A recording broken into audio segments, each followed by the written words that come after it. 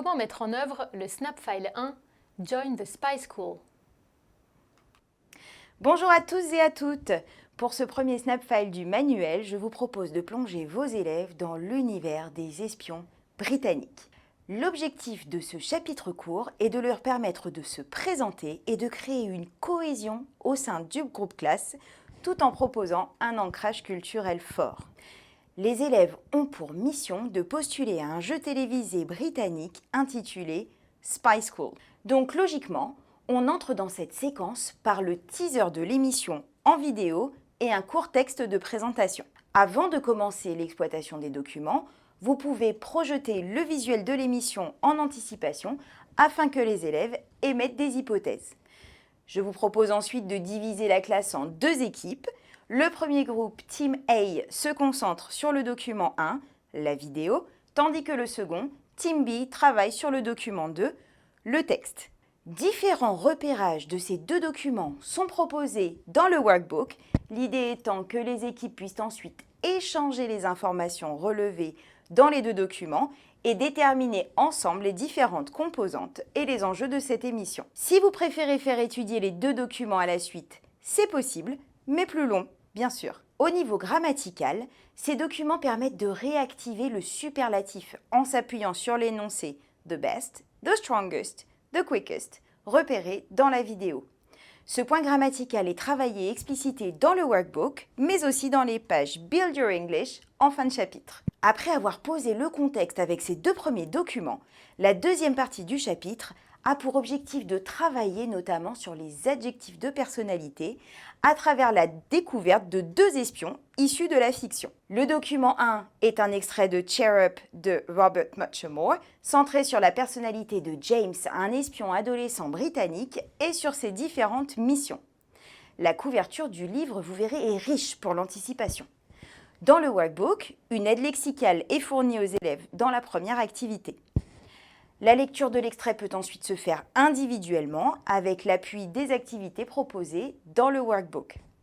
Pour ma part, je termine l'exploitation par un chain speaking en demandant aux élèves de donner chacun une information sur le document. Le document 2 est un extrait vidéo d'une interview de Rowan Atkinson suite à son interprétation du célèbre espion Johnny English.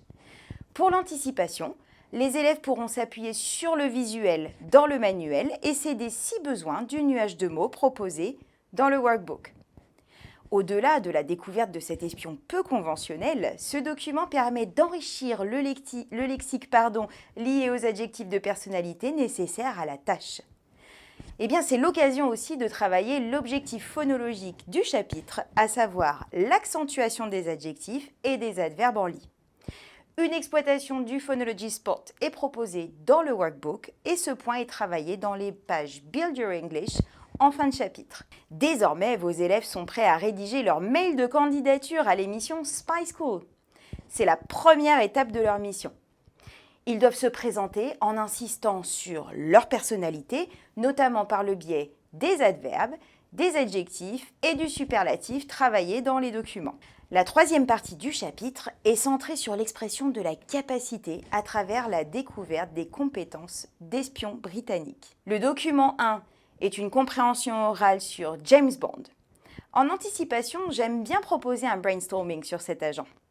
Demandez par exemple aux élèves de trouver 4 adjectifs de personnalité qui le caractérisent, ainsi que 2 informations supplémentaires sur le personnage. Pour exploiter l'audio, dans lequel les compétences de James Bond sont évoquées, vous pourrez vous appuyer sur les activités de repérage proposées dans le workbook. Elles permettent aux élèves de découvrir et de manipuler le lexique lié aux compétences, puis d'exprimer la capacité grâce aux structures Be an expert in, be very good at ou encore be capable of. Le Grammar Spot fait travailler les élèves sur ce point de langue dans le workbook et les pages Build Your English en fin de chapitre.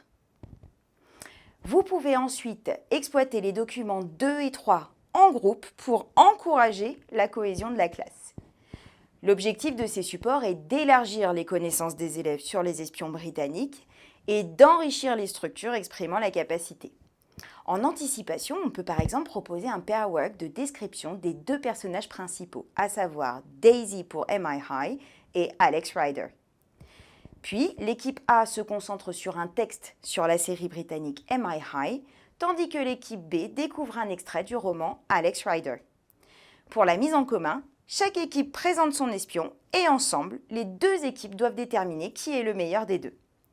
Vous verrez que le contenu et les repérages du document 2 sont plus abordables que ceux du document 3, ce qui permet ici de différencier le travail. Là encore, si vous préférez faire étudier les deux documents à la suite, c'est également possible, mais plus long. Avant l'étape 2 de la mission, je vous conseille de faire jouer les élèves au Guess Who proposé dans la rubrique Vocabulary des pages Build Your English. Il s'agit pour eux de décrire et de faire deviner à leurs camarades l'identité d'un agent secret en utilisant au moins 5 mots de vocabulaire de la word map. Vous pouvez aussi encourager vos élèves à faire le quiz autocorrectif pour tester leurs connaissances linguistiques et culturelles sur le chapitre. Voilà, vos élèves sont maintenant prêts et fin prêts pour la seconde étape de leur mission. Ils préparent en classe leurs vidéos à envoyer afin de participer à l'émission Spy School, puis l'enregistrent à la maison. Ils se présentent en développant leurs qualités, leurs compétences et les raisons pour lesquelles ils souhaitent participer à l'émission. Si vous en avez envie, vous pouvez même prévoir, pourquoi pas en classe, un jury qui choisira les 2 candidats les plus convaincants. Un dernier mot pour vous dire qu'une grille d'évaluation de la tâche finale est disponible dans le guide pédagogique, ainsi qu'une évaluation de la compréhension orale et de la compréhension écrite. Alors maintenant, à vous de jouer, it's your turn to shine.